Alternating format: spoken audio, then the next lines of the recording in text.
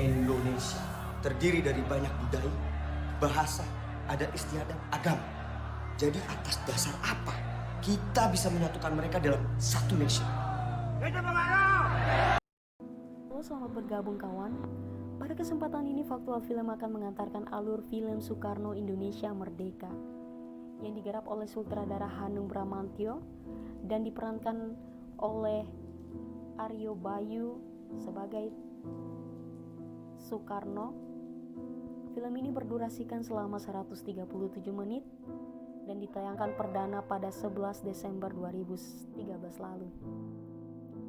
Siapa sih yang tidak mengenal Presiden pertama Republik Indonesia Soekarno? Setiap pelajar pasti mengenyam pendidikan sejarah apapun bentuknya, pasti mengenal beliau.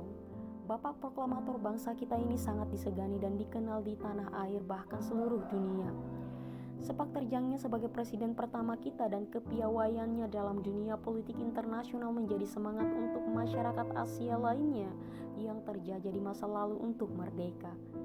Kemerdekaan Indonesia menjadi aspirasi negara Asia Afrika untuk membebaskan diri dari kolonialisme dan imperialisme.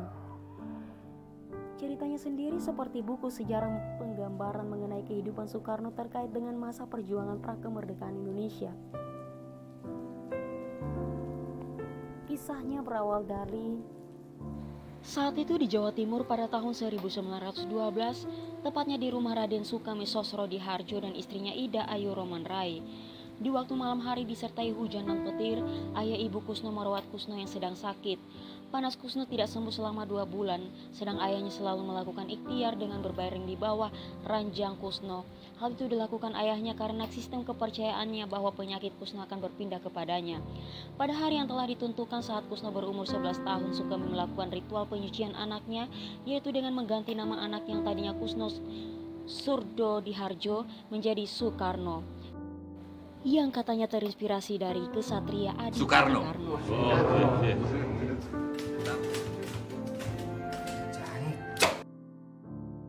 Pada umur 18 tahun, Soekarno pernah mencintai seorang anak Belanda yang bernama Mien Helles. Ayo, cukuin sandalnya Bapak. Dan Soekarno nekat melamar Mien Yakin Helles kan? untuk menjadi Karena melamar istrinya. DBE. Kan bukan anak bupati loh. Saat itu Soekarno untuk pertama kalinya datang ke rumah orang Belanda bermaksud ingin melamar Mien. Namun ayah Mien saat melihat Soekarno marah besar sehingga mengusir Soekarno dengan cara Bawa dia keluar! Bawa dia keluar! Bawa dia keluar! Namun justru disinilah rasa nasionalismenya tumbuh saat ia diusir oleh ayah Mien karena tidak sederajat.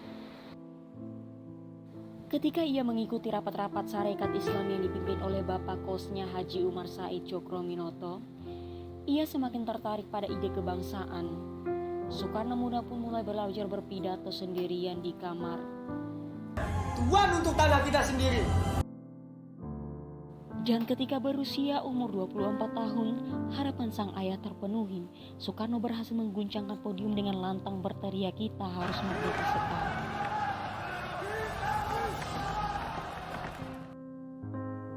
Hal itu menyebabkan dirinya dipenjara karena dituding telah menghasut dan memberontak. Namun keberanian Soekarno tidak pernah padam hingga ia dibuang ke Ende lalu ke Bengkulu. Soekarno divonis 4 tahun penjara. Keputusan itu dianggap kontroversial oleh kalangan cendekiawan. 2 tahun kemudian Soekarno dibebaskan dan kembali berpolitik. Tahun 1934 Soekarno ditangkap dan dibuang ke Ende 4 tahun di Ende bersama istri dan ketiga anaknya. Soekarno lalu menjadi guru relawan di sekolah Muhammadiyah. Disinilah ia kemudian jatuh hati pada salah satu murid. Siapa nama kamu? Fatmawati, Pak. Padahal saat itu Soekarno masih beristrikan Inggit Garnasi, perempuan yang berumur 12 tahun lebih tua darinya. Inggit Garnasi yang mengetahui hal tersebut pun marah besar kepada Soekarno, namun Inggit harus merelakan sang suami jatuh cinta pada perempuan lain. Saat rumah tangganya sedang dilanda masalah, Jepang datang menggubarkan Perang Asia Timur Raya. Mengetahui niat dari Jepang, hasrat politik Soekarno pun menjadi kembali bergelora. Soekarno diingatkan oleh rival politiknya, Hatta dan Syahrir, bahwa Jepang tidak kalah bengisnya dengan Belanda. Namun Soekarno memiliki keyakinan bahwa mereka bisa memanfaatkan Jepang untuk meraih kemerdekaan. Berbeda dengan Belanda, Jepang berlaku baik kepada Soekarno. Ia dibawa kembali ke Jawa. Tujuan Jepang adalah memanfaatkan Soekarno untuk menarik hati rakyat agar mendukung program 3A, yaitu Jepang. Namun Soekarno masih saja mengkhawatirkan sifat bengis prajurit Jepang atas nafsu yang tidak bisa dikontrol prajurit Jepang terhadap perempuan-perempuan suci atau perempuan muda di kampung Soekarno. Hingga keesokan harinya Soekarno bersiasat untuk menghadirkan pelacur di kampung tersebut dan berkonsultasi kepada ulama-ulama. Namun di sini kelompok Muhammadiyah menentang adanya kebijakan tersebut. Mereka beranggapan bahwa Haram hukumnya. Tentara Nippon akan mengambil anak-anak gadis kalian. serentak mereka menjawab bahwa mereka akan mengangkat senjata untuk melawan tentara Nippon. Lalu salah satu dari mereka berpendapat bahwa tidak ada senjata apapun yang dapat mengalahkan mereka. Nippon akan mengambil perempuan, anak gadis, dan juga orang tua akan habis dibantai. Hingga kemudian disepakatilah strategi daripada Bung Karno. Strategi Bung Karno diakui oleh Jepang.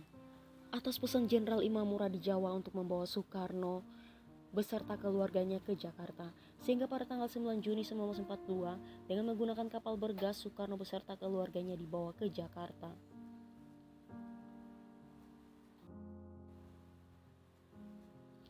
Sejak Jepang masuk Batavia pada tanggal 5 Maret 1942, mereka melancarkan propaganda 3A, Nippon Cahaya Asia, Pelindung Asia, dan Pemimpin Asia. Kehadiran Jepang melahirkan dua arus pergerakan pemuda yang sama kuat dari berbagai lapisan. Satu pihak mendukung tapi di pihak lainnya menentang.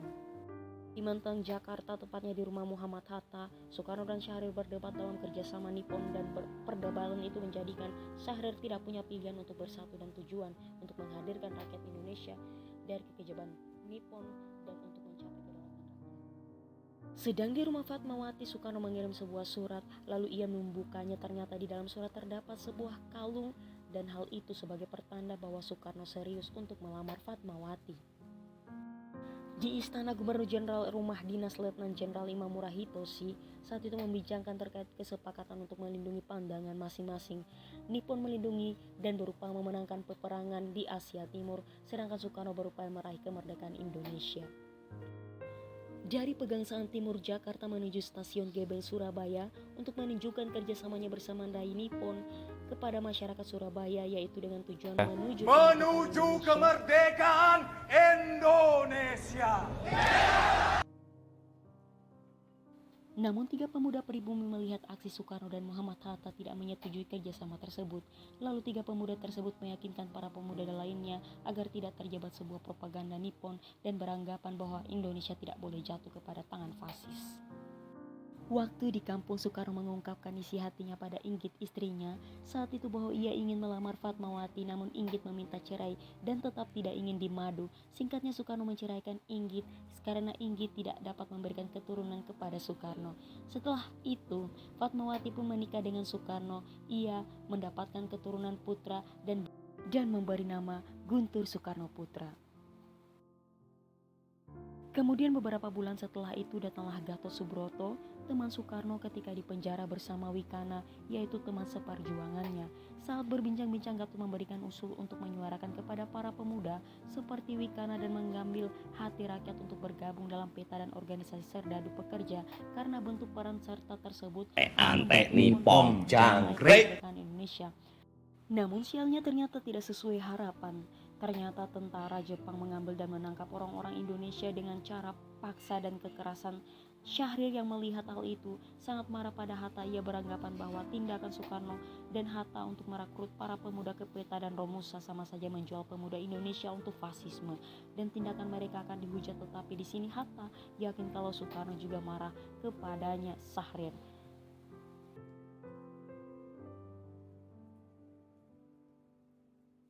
Setiap malam Soekarno selalu mendapatkan selebaran kertas di bawah pintu rumahnya atau lemparan batu ke kaca rumahnya dengan dilapisi kertas. Di dalam kertas itu berisi tulisan hujatan yang dikirim oleh masyarakat atau pemuda setempat yang tidak setuju dengan apa yang dilakukan oleh Soekarno. Namun apa yang ia telah lakukan adalah untuk meraih kemerdekaan Indonesia. Di lain sisi, dalam kehidupan Soekarno, ribu anak angkat dari Inggit pergi dari rumah dan memberikan surat kepada Soekarno. Riwu tidak tahan tinggal bersama Soekarno karena rindu dengan ibunya Inggit. Karena merasa dibanding-bandingkan dengan Inggit, Fatmawati membakar foto yang selalu dikenang oleh Riwu. Minggu lalu dia selalu melihat foto Inggit. Aku merasa dibanding-bandingkan dengan dia.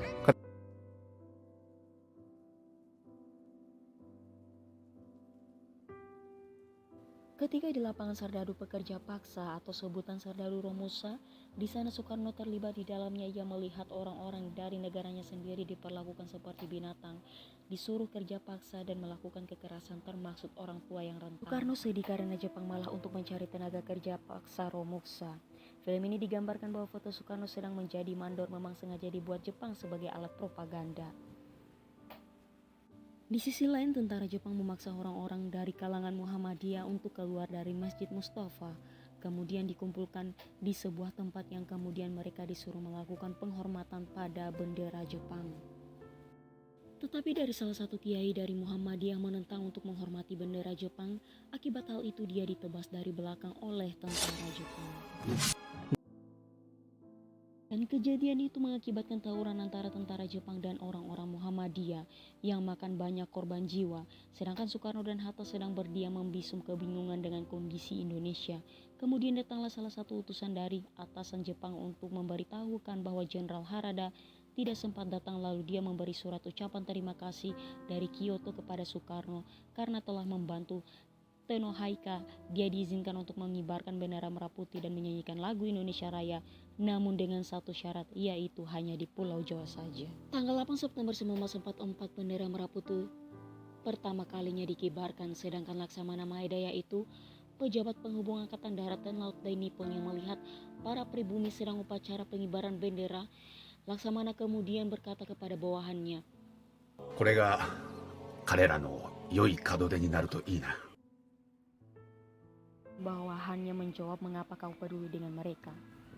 Maeda pun beranggapan karena negeri ini sudah banyak memberikan hal untuk kita, apalagi keadaan kita sudah mulai terdesak. Jawabnya, tolong pastikan Soekarno dan Hatta ada di rumah saya sore ini.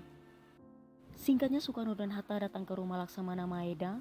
Maeda menyampaikan pada Soekarno dan Hatta untuk memikirkan bentuk negara sebelum Tenohaika resmi memberikan kemerdekaan pada Indonesia. Maeda sendiri menyarankan bentuk negara Indonesia adalah kerajaan. Untuk negara Anda adalah kerajaan. Karena dengan bentuk kerajaan akan lebih mudah bekerja sama dengan Dai Nippon. Di sini Soekarno menjadi raja dan Hatta menjadi menteri. Namun Soekarno meminta untuk membicarakannya bersama Hatta. Setelah Laksamana Maeda meninggalkan mereka berdua yang memikirkan bentuk negara, Soekarno langsung menepis bahwa ia tidak setuju dengan bentuk kerajaan, karena akan mengingkari spirit nasionalisme yang sudah dibangun semenjak PNI dan Pertindo. Menurut Hatta sendiri, Indonesia cocok menjadi negara federasi karena tiap pulau mempunyai otonomi untuk mengelola pemerintahnya sendiri. Tetapi Hatta juga tidak setuju dengan banyaknya perbedaan di setiap pulau-pulau yang terdapat di Indonesia. Lalu perselisihan itu direncanakan oleh Soekarno di sebuah badan yang bisa membahas. Harus ada badan yang bisa membahas ini semua. Pulangnya di rumah, Soekarno dihadang oleh pemuda-pemuda Indonesia. Mereka menyampaikan bahwa Nippon telah kalah di Filipina, lalu menyuruh Soekarno untuk menghentikan kerjasama dengan Nippon dan menyampaikan bahwa Supriyadi telah terlebih dahulu bersama pasukan peta di Blitar dan memutuskan mencabut dukungan. Kita putuskan mencabut dukungan pada Bung Karno. Ya, kita cabut dukungan pada Bung Karno. Ya. Di sini Soekarno sendiri tetap pada pendiriannya. Ia menginginkan kemerdekaan yang selamat, yaitu tanpa adanya pertumpahan darah, dan menentang siapa yang terlebih dahulu memproklamasikan kemerdekaan Indonesia. Karena hal itu hanya Fatmawati lah yang meyakinkannya bahwa Soekarno tidak seperti yang mereka tuduhkan. Soekarno berjanji tidak akan mengkhianati rakyatnya dan Fatmawati istrinya. Singkatnya, di gedung Volksraad 1 Juni 1945, sidang BPU PKI merumuskan dasar negara. Dalam sidang tersebut terjadi banyak perdebatan. Bahkan ada yang berpendapat bahwa dasar negara Indonesia adalah syariat Islam. Karena mayoritas penduduk negara Indonesia beragama Islam. Di sana ada yang menyetujui dan ada pula yang menentang. Melihat situasi seperti itu, Soekarno langsung naik ke podium dan menyuruh mereka untuk diam. Soekarno berbicara karena perdebatan sudah 3 hari dan belum ada yang menjawab pertanyaan Ketua DR Rajiman Widyodiningrat, yaitu apa dasar negara Indonesia. Ketika itu ada 5 asas yang disampaikan dan dijelaskan Soekarno dalam pidatonya. Butir 1, rasa nasionalisme. Butir 2, kemanusiaan. Butir 3, mufakat yang didasari permusyawaratan dan perwakilan. Butir keempat, kemerdekaan sosial bagi seluruh rakyat Indonesia. Butir kelima merupakan pengkerucutan dari butir-butir sebelumnya, yaitu bertakwa kepada Tuhan Yang Maha Esa. Dasar negara yang telah diusulkan merupakan 5 pilar dan atas petunjuk ahli bahasa namanya adalah Pancasila.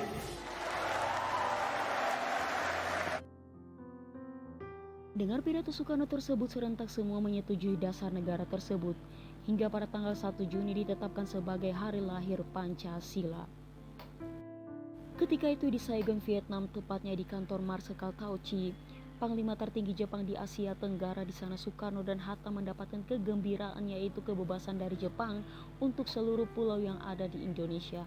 Pada tanggal 12 Agustus 1945, bertepatan pula di hari ulang tahun Hatta sebagai sahabat Soekarno sendiri. Hal itu sebagai hadiah terhebat dalam hidupnya, yakni kemerdekaan Indonesia. Kemerdekaan Indonesia adalah hadiah terhebat seumur hidupmu. Di waktu malam hari, Syahrir memberikan kabar bahwa Hiroshima dan Nagasaki telah dibom dan Nippon telah kalah. Ia memberikan usul harus menolak kemerdekaan dari Nippon dan segera memproklamasikan kemerdekaan sendiri. Malam harinya, pemuda pergi mendesak Soekarno agar memproklamasikan kemerdekaan Indonesia. Namun tetap Soekarno menunggu sidang PPKI karena itu merupakan jalan yang aman. Saat itu datanglah Hatta dan mendukung Soekarno. Kami tidak mau gegabah. Kami tidak mau gegabah.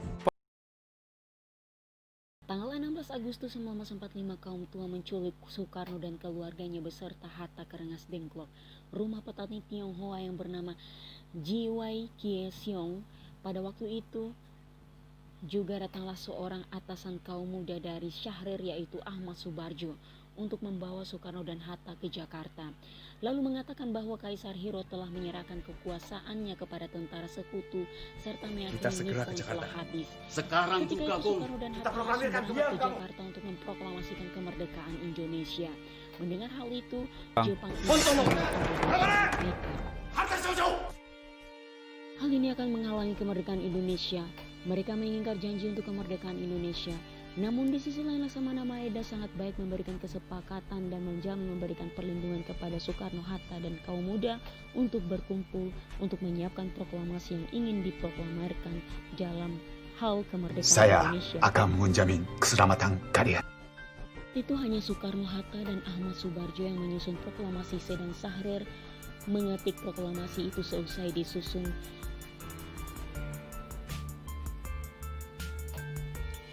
Di sisi lain, Fatmawati menjahit bendera merah putih untuk dikibarkan pasca kemerdekaan Indonesia. Hingga tiba hari yang sangat ditunggu-tunggu, tepatnya 17 Agustus 1945, berita tentang kemerdekaan Indonesia akan diproklamasikan pada jam 10 pagi disebarkan. Seluruh rakyat sangat antusias dalam menyelenggarakan kemerdekaan Indonesia. Tepat jam 10 pagi, Soekarno membacakan proklamasi dengan disaksikan seluruh rakyat Indonesia.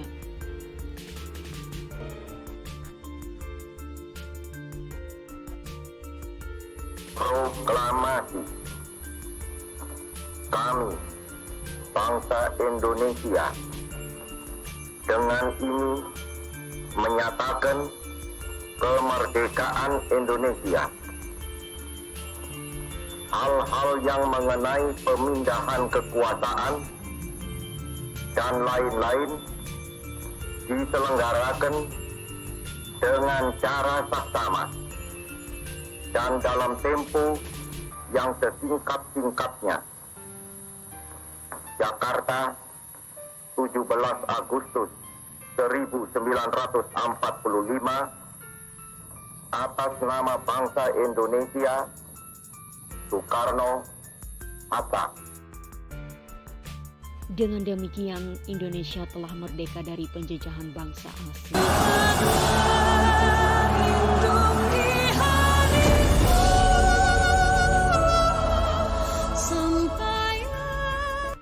Demikianlah alur film Soekarno. Jika ada kesalahan agar Mimin dimaafkan.